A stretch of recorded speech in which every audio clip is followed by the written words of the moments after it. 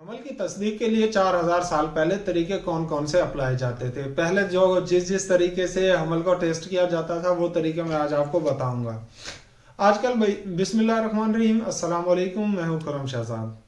अच्छा, तो आजकल तो खातून या हमला है या नहीं, इसका एक सादा सा टेस्ट होता है जिसे हम बायोकिट कहते हैं, जो 1960 में ईजाद हुई थी।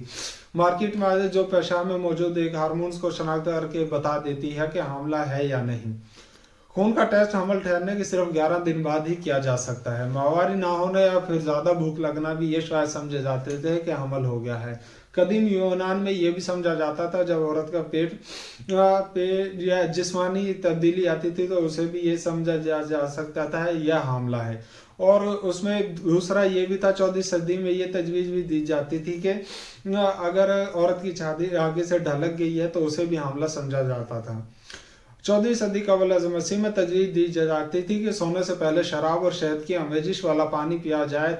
अगर खातिन हमला होगी तो इसके पेट में दर्द होगा। कदीम मिस्री तारीख में आलम जब कोई खातून ये जानना चाहती थी कि आया वो हमला है या नहीं, तो वो गंदम या जौ के बीज पर पेशाब करे, और ऐसा कई दिन तक लगातार वो करती थी। अगर जौ के दाने से पौधा फूटना पड़ता तो इसका मतलब था कि लड़का होगा। अगर गंदम पहले फूटती तो फिर लड़की। अगर दोनों में से एक भी ना होता तो इसका मतलब ये होता खातून हमला नहीं है। कदीम तजिया से ये भी पता चलता है, एक तरीका ये भी था कि औरत के पेशाब में सुई रखी जाती या लाल या काले रंग की पेंट ले लेती। अगर हमला ठहर जाता है तो उसका ये होता था कि वो लाल रंग लग जाती, और अगर हमला नहीं होती तो वो सुई काले रंग में तब्दील हो जाती। और फिर यह भी तरीका अपनाया जाता है, पेशाब उबालने से सफ़ेद लकीरें जाहिर होती थी तो औरत हमला समझी जाती थी। 1956 किताब दाइयों के लिए मुकम्मल मशक में कहा गया है कि अगर किसी औरत के पेशाब को चंद दिनों के लिए एक सेल बंद डब्बे में रखा जाए तो इसके अंदर मखसूस जानदार देखने जाते हैं। हमल की तस्दीक के लिए पेशाब को इस्तेमाल करने का एक और तरीका 1920 और 1930 की दहाई में सामने आया।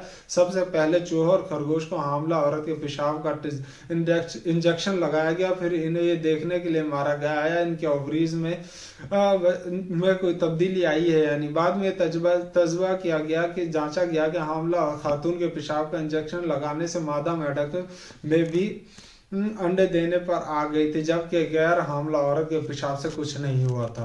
तो ये कुछ हमल टेस्ट करने के पुराने ज़माने में तरीका अपनाए जाते थे। खुरम शहजाद को दीजिए इजाज़त। अपना ख्याल रखिए, दुआ में याद रखिए। अल्लाह हाफिज़।